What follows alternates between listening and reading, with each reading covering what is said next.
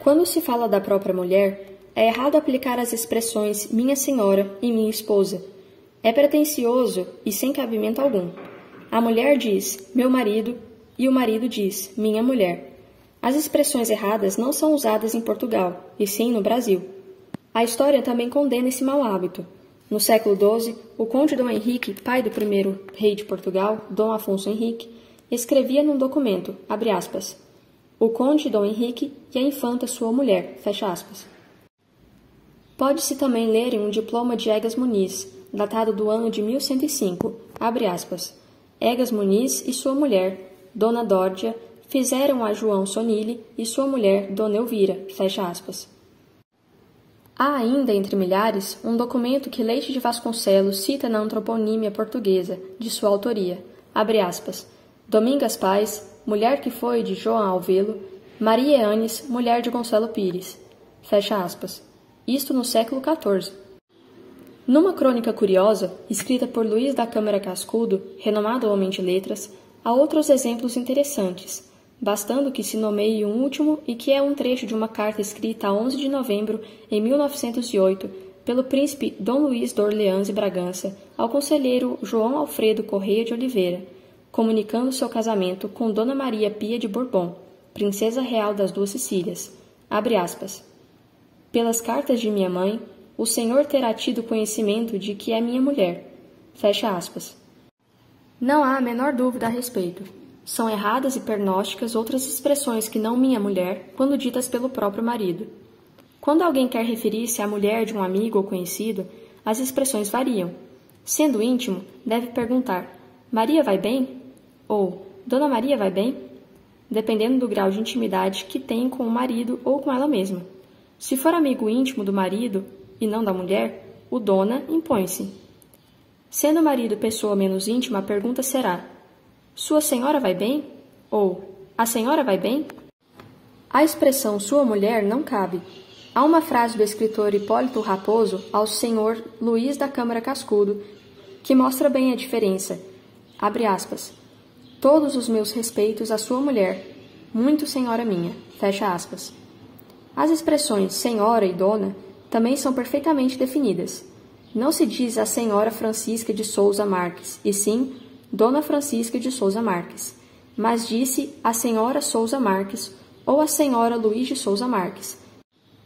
Dona, quando se usa o nome de batismo, e senhora, quando só se emprega o nome integral do marido ou o sobrenome comum a ambos. Nunca se pode dizer bom dia, dona, ou obrigado, dona. A expressão dona obriga o nome de nascimento. Pode-se dizer bom dia, senhora, ou bom dia, minha senhora. Ambas as expressões são corretas, sendo a primeira mais cerimoniosa e a segunda mais afável. A expressão senhor tem duas abreviações, a certa, SR, e a popular, seu. Não havendo possibilidade de evitar a segunda, tanto se vulgarizou, ela é aceita, mas somente no falar. Escrever seu por senhor é erro de palmatória.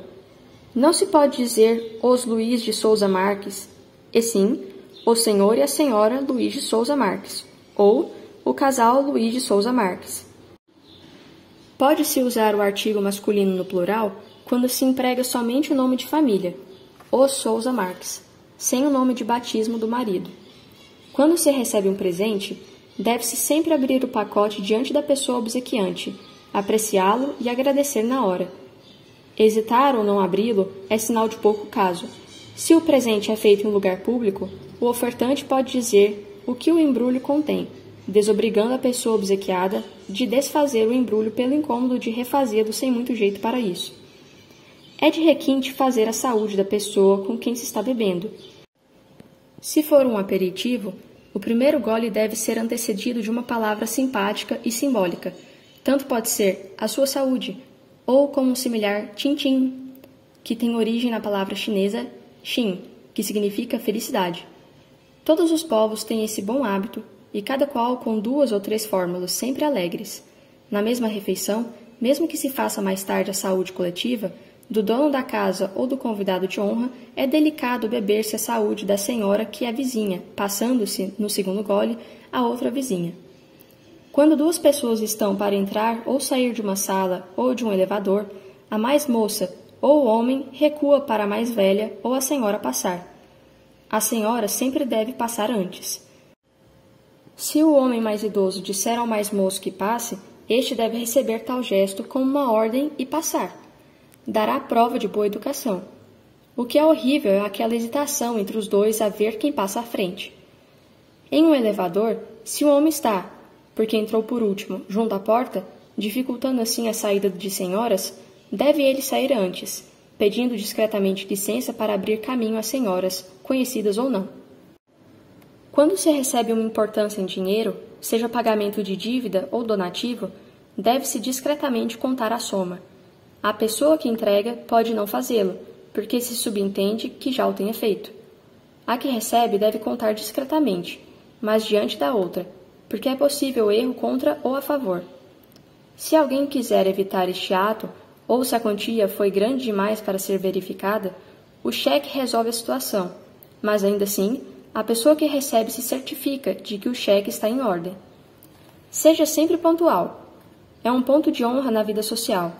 Sabendo que a pessoa com quem se trata não tem essa virtude britânica, marque encontro em um lugar confortável, onde a espera seja menos desagradável. Nunca chegue atrasado a um encontro, pensando que o parceiro fará o mesmo. Deixe a desvantagem do atraso a outra pessoa. Luís XVIII dizia que a pontualidade é a cortesia dos reis. Também não exagere, antecedendo-se muito ao encontro. A pontualidade é faca de dois gumes, nem tanto à terra, nem tanto ao mar. Nunca se deve fazer elogios exagerados a quem quer que seja. Se a pessoa não os merece, fica-se mal. Se os merece e tem consciência de seu valor, é a ela que deixamos mal. Isso, no caso de uma pessoa estar presente, é claro. Pode-se ser o mais amável possível, sem aborrecer. Se o elogio é feito diante de outras pessoas de igual nível e, por assim dizer, concorrentes, é aconselhável calar e escolher a ocasião mais feliz para tanto. O mesmo se dá com convites. É sempre embaraçoso para todos convidar alguém para uma reunião sem estender o convite aos demais do grupo. Espera-se que o convidado em potencial esteja só para falar-lhe, e essa ocasião sempre aparece quando a gente dela cuida. A pérola na gravata masculina caiu em desuso pela simples razão de que não se compreende pérola com colarinho e camisa moles. Também os botões de punho são muito valiosos, sobretudo os de platina, ouro e pedras. Devem ser evitados pela mesma razão e reservados para a casaca. Com uma roupa esporte, os homens devem evitar carteiras de cigarro de prata e muito menos de ouro, como também devem evitar as de madeira ou couro com smoking, casaca e fraque. Cada acessório deve combinar com o principal. Relógios de pulso seguem a mesma orientação. Com roupa esporte, evitem-se as pulseiras de couro ou camurça. O couro impõe-se, e vice-versa. Um homem deve sempre seguir uma mulher onde ela entre, dela pouco se afastando.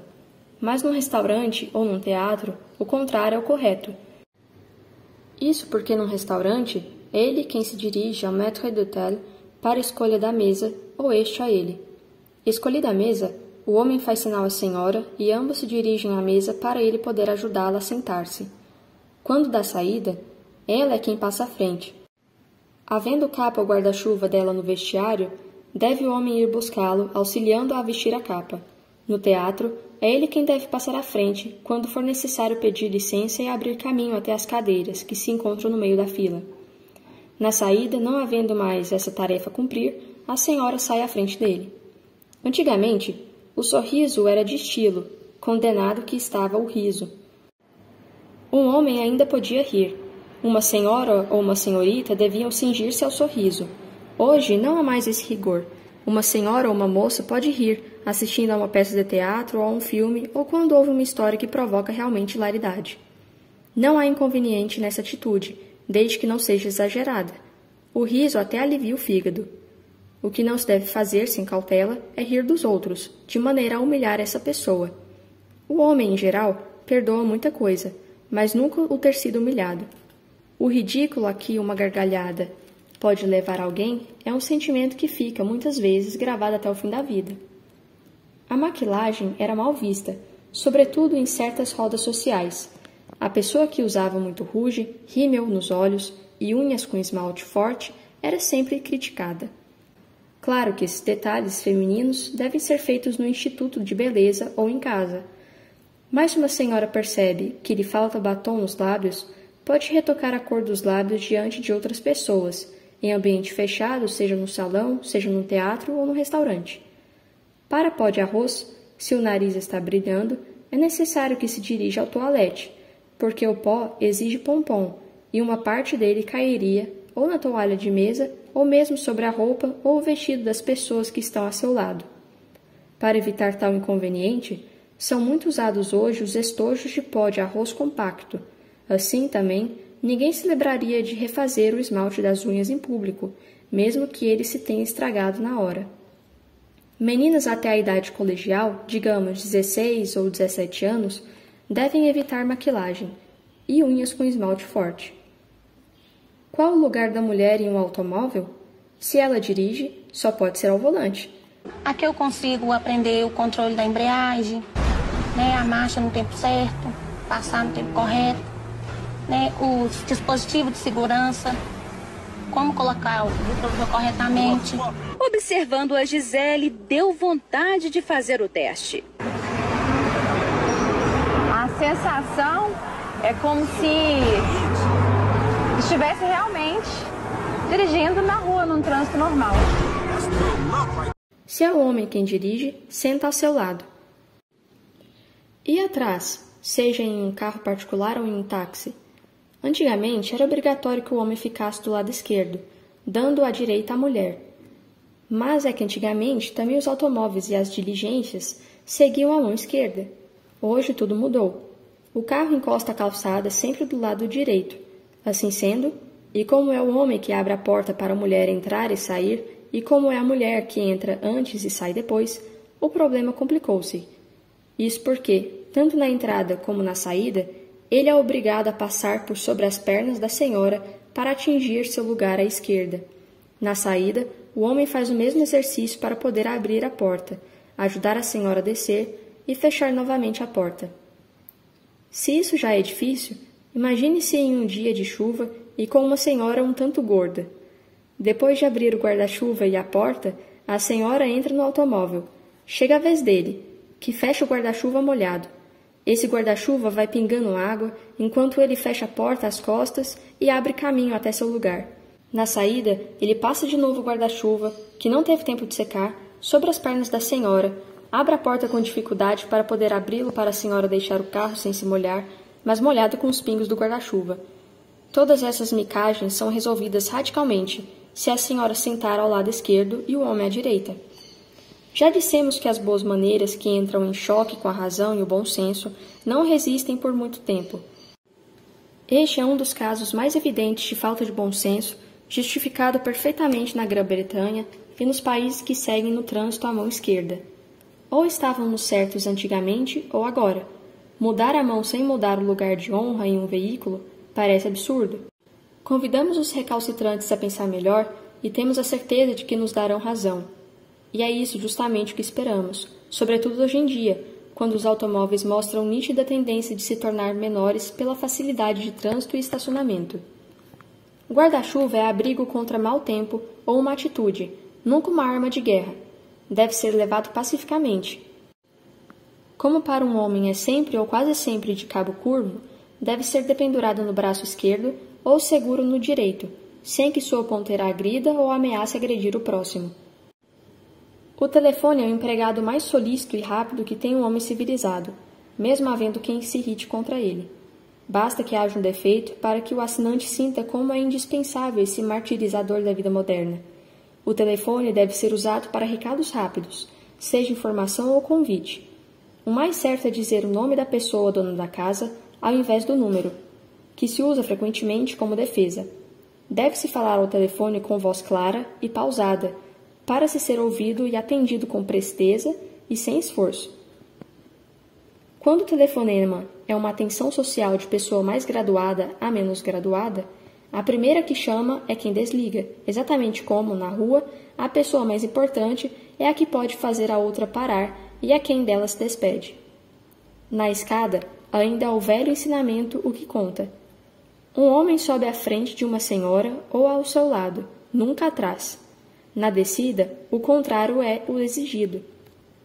Para uma senhora idosa, ou se a escada é desajeitada, o homem deve sempre procurar ajudá-la. Esse gesto deve ser feito com habilidade, porque há pessoas idosas que detestam ser ajudadas, não querendo, em absoluto, passar por inválidas ou reumáticas. Não gesticule em uma conversa. Há certos gestos que são admitidos, mas discretamente ou para dar mais vida a uma história. Mas, na vida corrente, o gesto deve ser abolido. Um bom orador na tribuna nunca levanta o braço acima de sua própria estatura. Não aponte, a não ser quando absolutamente necessário. Nesse caso, tome cuidado para não esbarrar em outra pessoa, que pode vir distraída, ignorando até onde vai o dedo que aponta. Não fale alto demais. Para começar, não se fala sempre com um surdo, e, ademais, os surdos percebem melhor quem fala claro do que alto. Numa discussão, não procure abafar a voz do parceiro, substituindo argumentos por berros.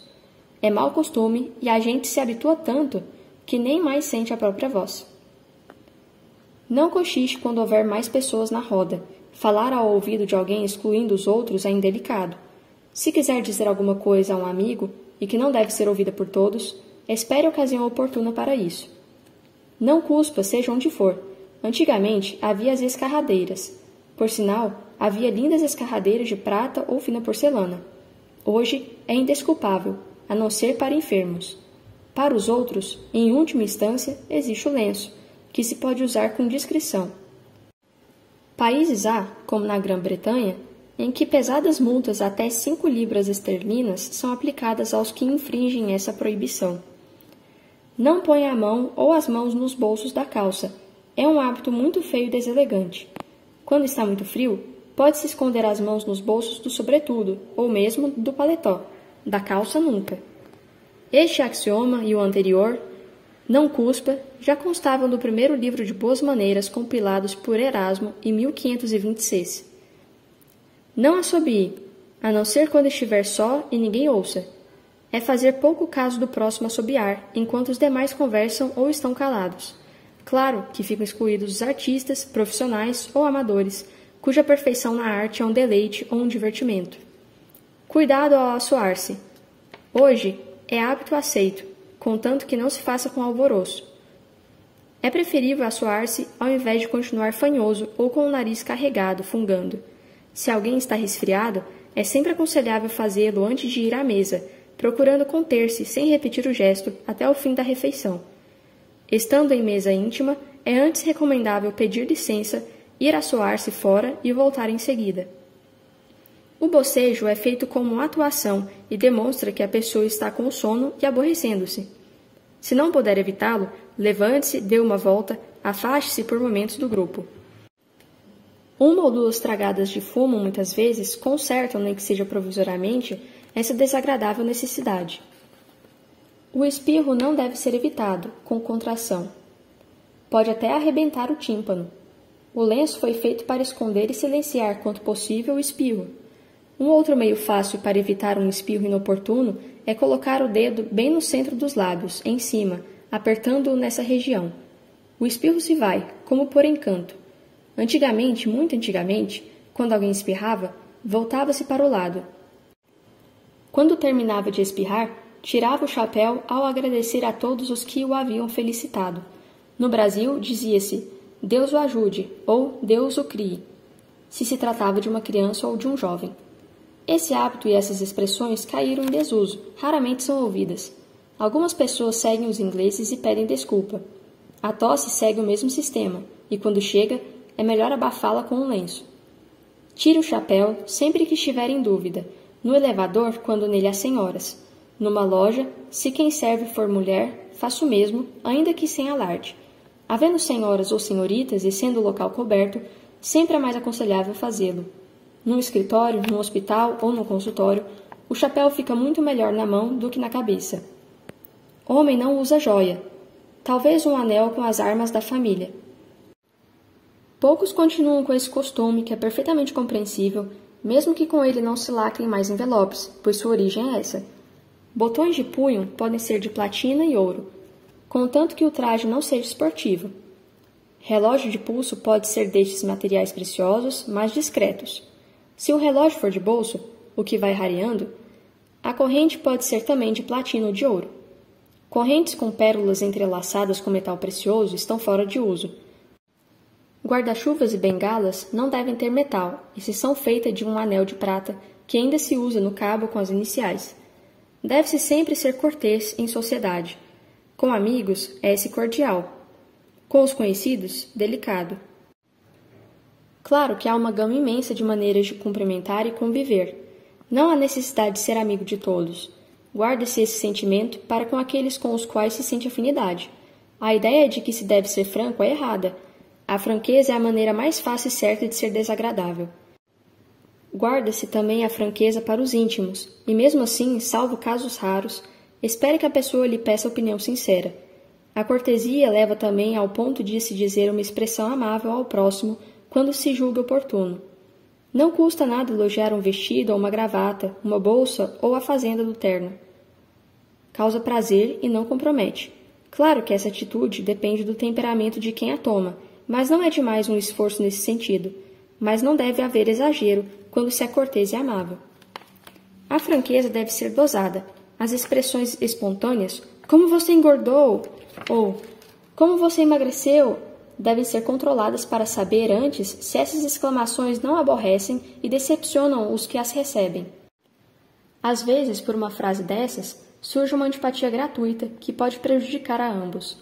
As expressões de gíria podem ser usadas na intimidade e, em sociedade, dadas certas circunstâncias, quando dão mais sabor ao que se conta. Mas, de hábito, devem ser evitadas diante de pessoas mais velhas ou de mais cerimônia, que poderiam surpreender-se com elas. Quando da despedida de alguém que parte, convém ser atencioso, mas não ficar o tempo todo grudado ao viajante, que pode querer dizer alguma coisa de particular a um dos presentes e que fica constrangido em não poder fazê-lo, sem tomar a terceira pessoa pelo braço, afastando-se ambos do grupo. Não podendo ficar até o momento da partida, dê uma razão ou um pretexto razoável e deixe a estação, o aeroporto ou o cais. Na rua, o homem fica do lado da beirada da calçada, deixando do lado dos edifícios a senhora ou pessoa mais velha. Isso porque é de se acreditar que, se houver algum perigo, deve vir da parte carroçável da rua. O maior inconveniente na vida hoje é a falta de cortesia, que leva fatalmente à falta de boa vontade. As expressões por favor, obrigado e desculpe são usadas com parcimônia maior do que seria desejável. Nunca se deve pedir alguma coisa, uma informação, um copo d'água, um jornal, sem que se anteceda o pedido com um faz favor, não severo e sim cordial. Nunca se deve receber alguma coisa, um recado, um troco, uma gentileza, sem que o gesto seja seguido de um muito obrigado ou simplesmente obrigado, sempre agradável de ser ouvido. Mesmo que a pessoa que faça alguma coisa tenha obrigação de fazê-lo, não custa uma palavra de agradecimento. Se alguém deseja passar, não custa pedir licença para tanto, e a palavra desculpe precisa ser usada com bastante prodigalidade, desfazendo situações embaraçosas. Se na rua ou no salão alguém olha com ar de quem nos conhece, é aconselhável um cumprimento discreto. Mesmo que a pessoa se tenha enganado, não pesa a cortesia e é muito possível que essa pessoa tenha melhor memória do que nós. Em caso de dúvida, devemos corresponder à menção que a pessoa faz e nos saudar.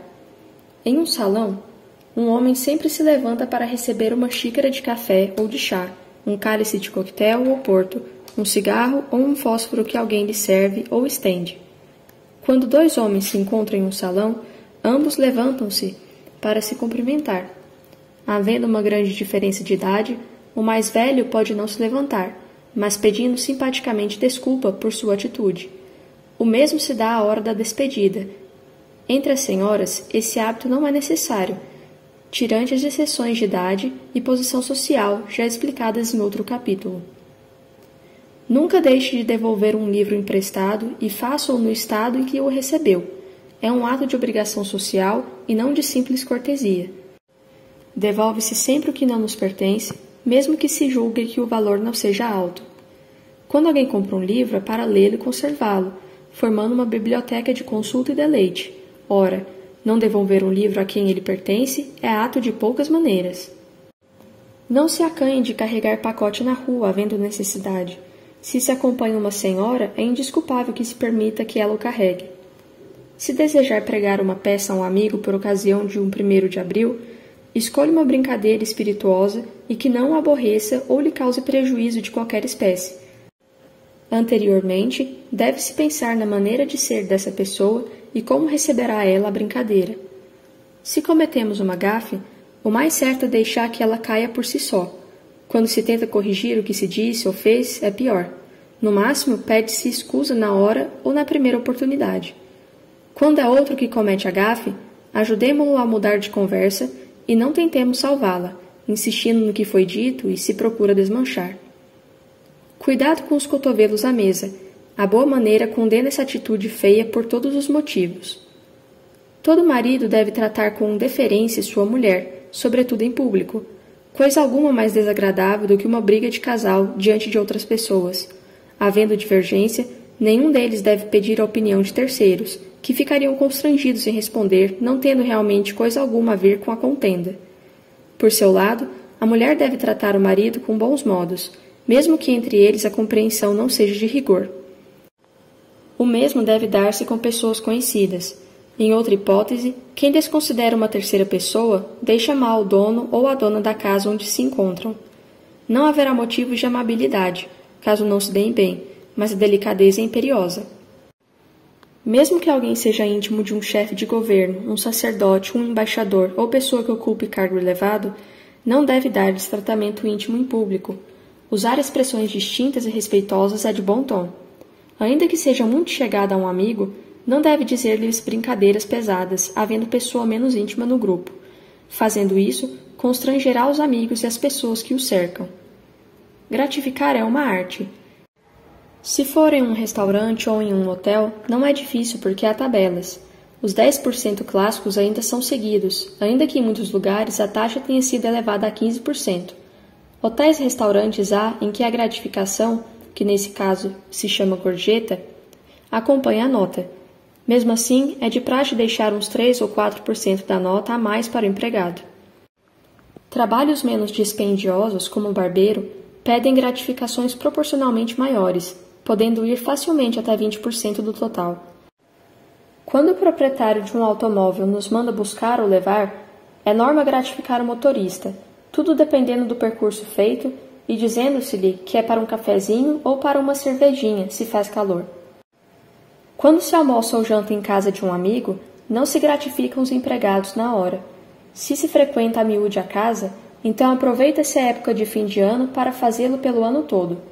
A importância fica à discrição de quem gratifica, dependendo das posses de quem dá e da casa que o hospeda. Quando se faz estada na casa de campo ou de praia de um amigo, nunca se deve sair sem gratificar os empregados que nos serviram durante o tempo todo, sem esquecer a cozinheira, que pouco se vê. Os anfitriões não devem perceber o que se passa.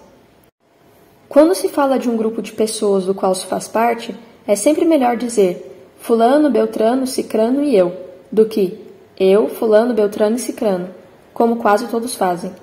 Mesmo que se sinta impulso em começar pela própria pessoa, é de bom tom colocar-se modestamente no fim da enumeração. No mesmo sentido, mencionam-se as pessoas mais importantes antes das outras. Há casos que fazem exceção. O patrão diz, eu e meu secretário. O general diz, eu e meu ajudante ordens. O bispo diz, eu e o padre Antônio. A não ser em casos semelhantes ou análogos, a primeira pessoa cede primazia às demais. Mesmo no caso de tentativa de abandonar o fumo, o chiclete deve ser evitado em público ou em sociedade. Coisa alguma mais feia do que o movimento ritmado e monótono das maxilas, mordendo a borracha puxa-puxa. Se há necessidade de deixar o cigarro, que se procure outro meio. O uso da sala de banho pela manhã causa aborrecimentos em uma hora do dia em que o humor é mais frágil. Há inúmeros casos de divórcio baseados unicamente no tempo em que se serve de uma sala de banho. Isso entre casais. O mesmo deve ser levado em conta quando se é hóspede de um amigo ou em casa onde não há um banheiro para cada quarto. A pessoa que ocupa a sala de banho tem sempre a impressão de que está lá há poucos minutos.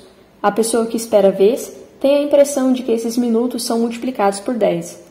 Daí, não poderem as duas pessoas compreender a calma de uma e a ansiedade da outra. Como há realmente pessoas que se atardam mais do que as outras, o certo é aquelas cederem a primazia da toalete matutina a estas. Havendo essa boa vontade mútua, fica sanado o mal. Há muita gente que possui cachorro e, o mais importante, cachorro de estimação. Ter amor aos animais é prova do bom coração e até de civilização. Os povos cultos respeitam e prezam os animais. Mas também há pessoas que não lhes reservam grande carinho, mesmo que não lhes desejem mal algum. Os primeiros devem fazer o possível para que os cães não aborreçam os amigos e as visitas. Se o animal for muito amável, saltando ao colo dos conhecidos, melhor será que seja apartado quando houver visitas em casa. Por outro lado, não custa às visitas ter boa vontade para com os cães domésticos e suportar-lhes as efusões, mesmo porque se diz que é pela atitude dos empregados e dos cães que se pode avaliar a afeição que os patrões dedicam aos amigos.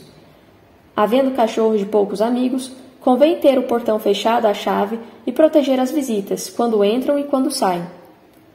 A conversa, infelizmente, vai cedendo lugar ao jogo. Não havendo tempo ou disposição para a leitura, as pessoas em sociedade, em geral, preferem o jogo como passatempo e fuga também.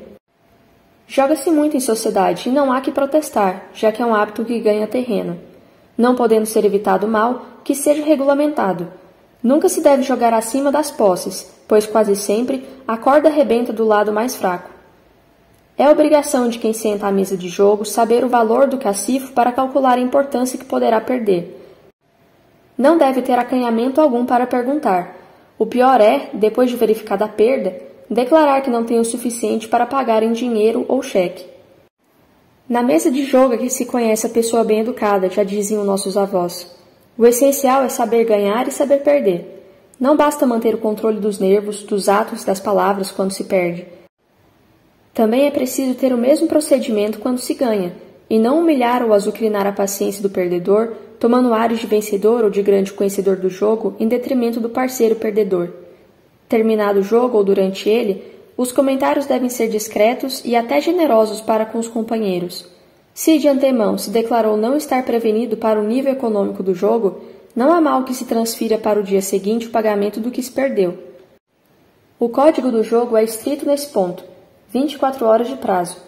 Os casos pessoais entre amigos íntimos podem fugir à regra geral, mas são de outra órbita, que não a nossa.